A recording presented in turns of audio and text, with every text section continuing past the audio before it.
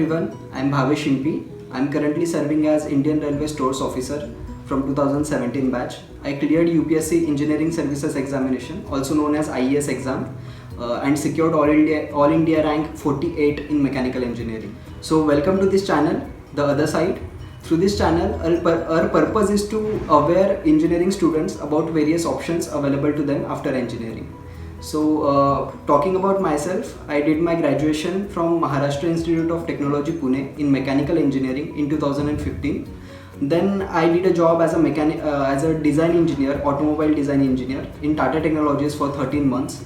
After that, I took a gap of around 8 to 9 months to prepare for Engineering Services Examination as well as GATE. So after that, I got admitted into NITI Mumbai. I did my post-graduation from PGD IE, that is Postgraduate Diploma in Industrial Engineering from NITI Mumbai. And then currently now also I cleared Engineering Services Examination and currently I am in Indian Railways. So let us start with the initial thing. While I was in my 4th year of engineering, I was a very confused student. So like many of you must have been very confused about the options ahead and not sure what you want to exactly pursue. So I was in the same phase. So many of my friends were opting for civil services examination. My roommates were preparing for civil services examination. Few were going for MS, few were going to prepare for CAT and pursue MBA. Few were going for GATE to secure job in PSUs or pursue their MTech degree. So I during my 4th year I tried to try out these all options. So I was confused about 3 things. First of all, I was not sure if I want to continue my journey ahead in technical field or I want to leave it. Then I was also interested in MBA. At the same time, I also wanted to go for civil services examination, and at that time I was totally unaware of engineering services examination, so that was not even a thought in my mind. So for around 2 months I prepared for civil services examination. I studied about little bit Indian history to just get to know what the exam requires and what kind of syllabus it has. So again, after preparing for that thing, I switched to CAT and I prepared for around 2 to 3 months for CAT. I tried aptitude, data analysis, English, verbal. So all those things I did, and still I was not sure whether I should leave the technical field of mechanical engineering, which I quite liked. So and incidentally at the same time I was landed in a job from campus placement in Tata Technologies. So what I did was, since I was confused and I was not very sure about any of the choices, so I took forward the opportunity. I thought that let us try this thing out. Let us do a job for a year or 2 years. Let us see how does it go, and if I don't like it, then I'll switch it. So in this video, first of all, I'll tell you about my tenure in Tata Technologies and what all you can expect, specifically mechanical engineers in the field of automobile, in the field of automobile or vehicle designing. So first of all, it is a service industry, hence it has an IT culture. Many of you or many of the people pursuing mechanical engineering or civil engineering, they might the idea of this core field is you will get a plant job, you will get a field job. But this sector, I found it has more of an IT culture. It's not that you have to go to the field. So you will have your weekends off, Saturday, Sunday off, but it might happen that you will have to work in shifts. Like particularly for my company, there were 2 shifts. One was 6 in the morning till 3 in the afternoon. Then another one was 3 in the afternoon till 12 in the night. So these are the 2 shifts that are available. So the job profile in this field is mostly related to CAD and CA, that is into the designing and finite element analysis, FEA analysis, basically FEA. Also one important thing is for girls who are pursuing mechanical engineering, it is a very good opportunity, that because many of the girls are reluctant to opt for mechanical engineering because it is supposed to you are supposed to get a field job after that. So it is a very good career option for girls and also in general also, but for all of those who do not want a field job, it is a great option. So I'll tell you basically about what is the job description, how this automobile or in short designing area in the mechanical engineering works.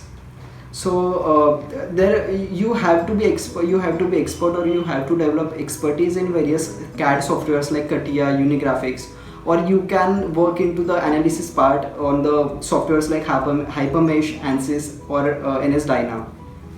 So there are various departments in it. The first of all is automobile department, which I was in and which was the major part in our company.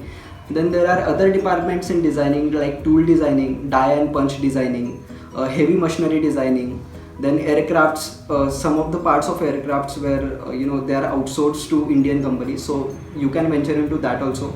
Then there is PLM, which is not a designing thing, but our company also had a department of that PLM, that is product lifecycle management. And also there is one department of ergonomics, that is sitting designing, interior designing.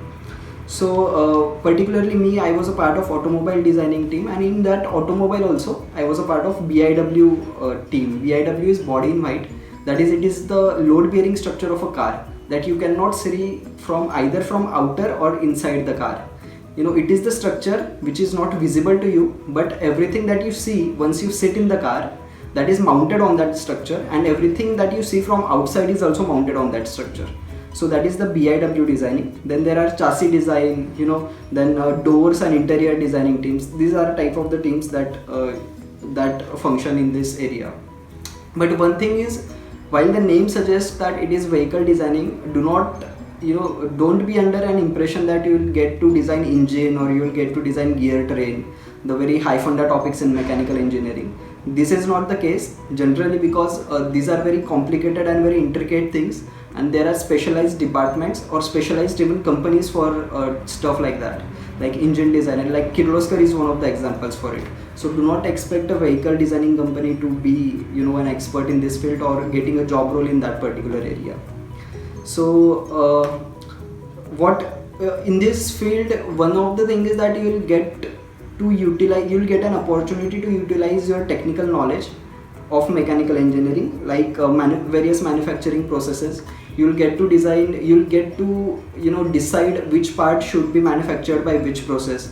There are few parts which are manufactured from casting. Then in casting you'll get to design the rib, and you'll get to design the thickness. You'll get to design various different components that has to be manufactured through casting. What could be the defects that may arise?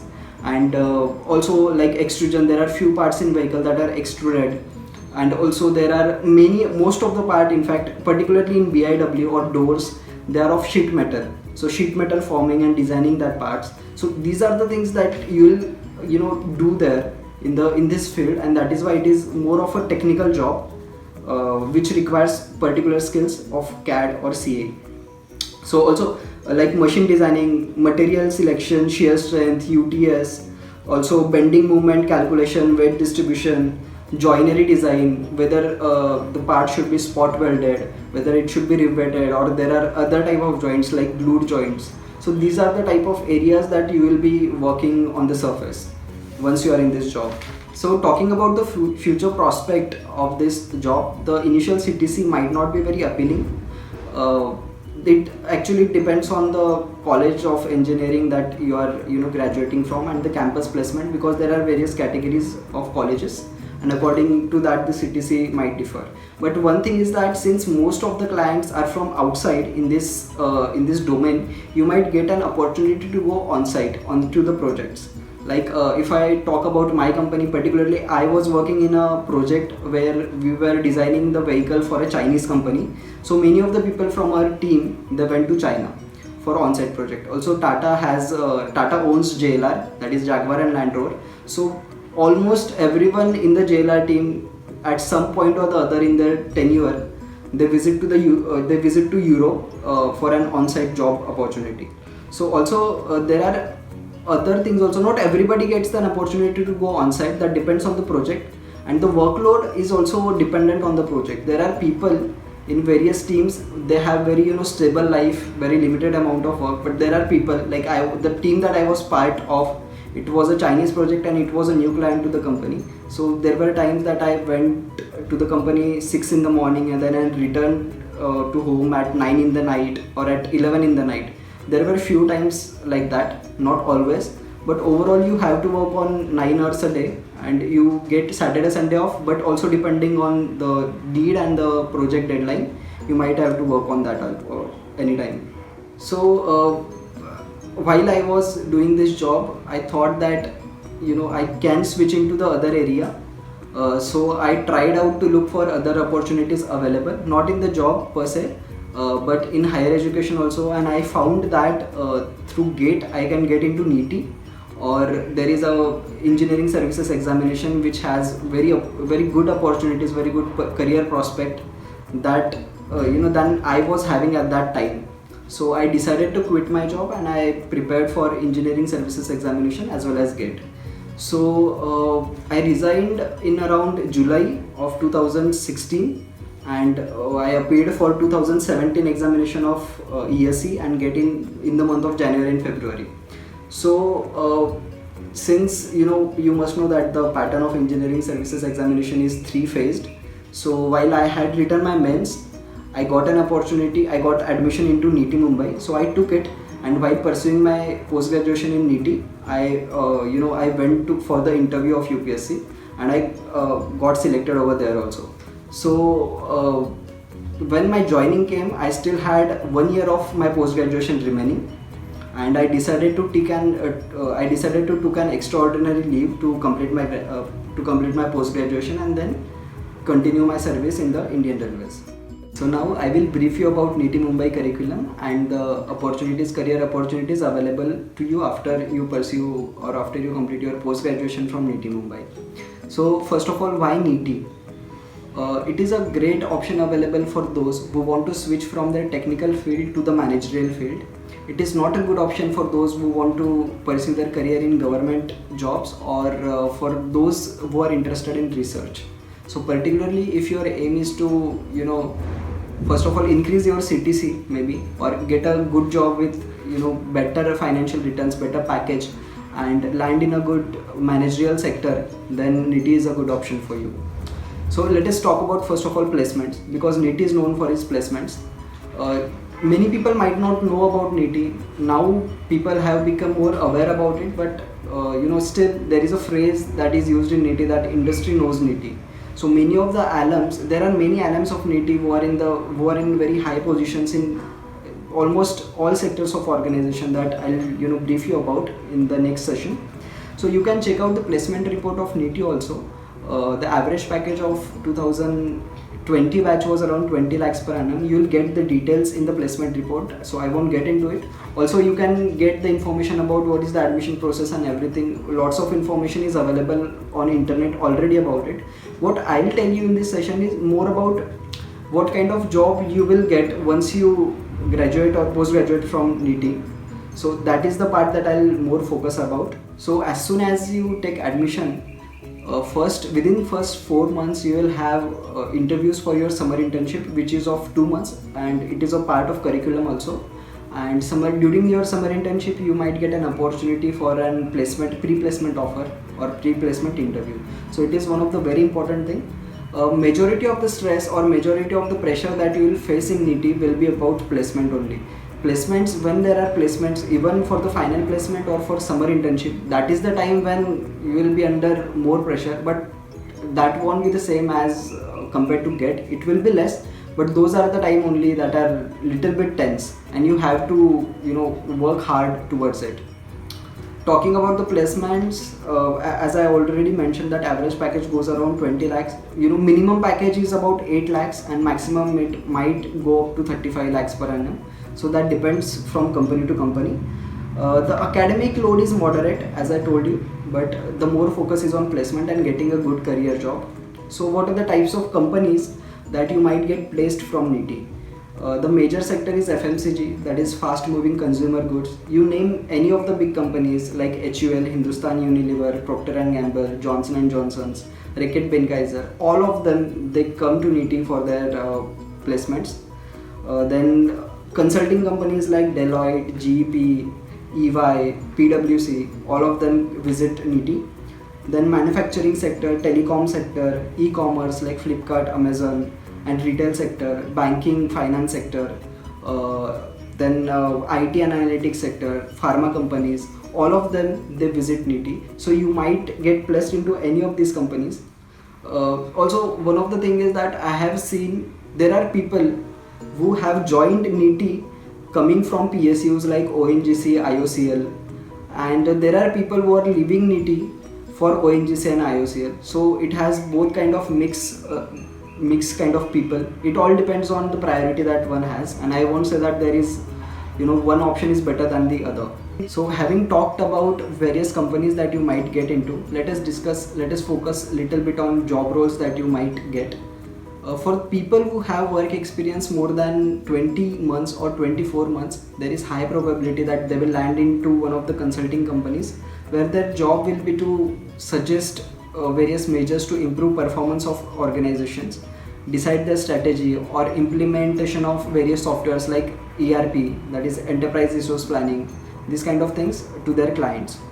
Another thing is analytics and optimization. This is the area which is data driven, and so your majority role will be data driven decision making, inventory management, warehouse management, optimization of manufacturing processes, like that. Other area is logistics planning, route deciding, then network planning, then operations, vendor management.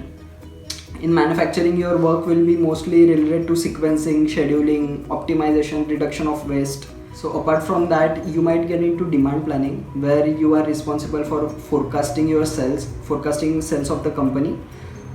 Sales and marketing is one of the roles you might get into. Then in banking and finance sector, you might be a product manager, you might be a portfolio manager, or your work might be related to more of market research type of things. And these are just few of the job roles that you might get into. I'm just telling you to give you an idea that these will be your job roles, which will not be necessarily related to any technical thing as such, particularly related to any engineering. So these are more or less management oriented roles, and your work life will involve majority of working on Excel and PowerPoint presentation, and there are specific fields where other software you might have to learn, like Lingo, which is used for optimization, Python, VBA is one which can be used in Excel also, Arena for simulation, Power BI. These are the software. These software names might sound alien to you, but these are not very difficult things to go for. I'm just giving you an idea that these are the things that you will be working into once you pursue your education from NITI. Also, having taken these names of software, these are the application softwares. You will not be into developing or coding type of thing over here. So basically this is about the job. Talking about the curriculum or the academics, the subjects that you will study will be like, I'll give you few names of the subjects: industrial engineering, supply chain management, logistics, data analysis, management accounting, corporate finance, economics, statistics, operational research, quality management, enterprise resources planning, and other IT related subjects, ergonomics, and subjects like this. So you will have an idea. You can also get a detailed list of all the subjects on NITI's website and their prospectus. So you will have a better idea about what kind of things you will be studying in this course and what kind of job that you may land into. Moving forward, the work-life balance from after you take a job from NITI will be little hectic. I must say that for people who land in consulting jobs, the life is little hectic from other sectors. So it depends from company to company and sector to sector. But generally, be prepared that you will be working for 9 to 10 hours a day. But the returns, like the growth in the organization, is also equivalent to the efforts that you put in. So yes, work life will be little hectic, but I think it's worth it. So that was about NITI. If you want any further details, you can check out 2 documents I would recommend. First of all is the placement report of NITI, and the another one is the course structure of NITI. Of various courses, there are 5 courses that NITI offers. So you can get all the details of these things on the NITI website only. So that I think everyone should check, whoever is interested to pursue their higher education from NITI Mumbai. So coming back to my question, that why I joined railway services and did not go for corporate job that I could have got from NITI. One of the reason is that I did not want any regret that I rejected this opportunity without trying it out. I thought that if I again want to join in Indian Railways, so I would have to appear for engineering services examination again. But if in case I want to switch from here, from government job to private, that option is always available. So I thought, let us try this out. Let us see what kind of job it has. If I like it, then I'll continue over here, and if I don't like it, then I will always have an option for switching to the private sector. Another thing is, I pursued my post graduation in supply chain management, and right now I'm serving in Indian Railway Store Service, which is mainly concerned with procurement, inventory management, waste disposal. So these are the things that are here associated with my job role, and I am sure that I will be able to implement many of the things that I learned in NITI over here. So the course structure that was there for NITI and the skills that I learned from NITI are useful over here also. Just to give you an example, that if it comes to procurement, Indian Railway procures a material worth of rupees 60,000 crore every year. So you can imagine the inventory that it has, and you can imagine the scope of implementing various techniques, various technologies and various optimization solutions to Indian Railways. So there is always a lot of things to learn no matter where you go. So one small piece of advice to you is, you will have different options available, you will have different jobs that are available, but according to me, no job is better than the other. It all depends on what you want in your life, and it all is a trade-off. Some jobs are more demanding, some jobs are more attractive in terms of pay structure, or more some job are there which gives you more responsibility, more authority, more scope to make improvements by yourself. You can take initiatives in those jobs. So it is all a trade-off. It all depends on what you want in life. As I told you earlier also, there are people who left NITI to pursue their career in PSUs, and there are people who have worked for 2 or 3 years in PSUs like IOCL and ONGC, and they join NITI afterwards. So it all depends on the things that one want in life. So take a decision considering the long-term impacts of your of choosing your career, and take decisions accordingly. Do things that will make you happy, and wish you all the best for your future.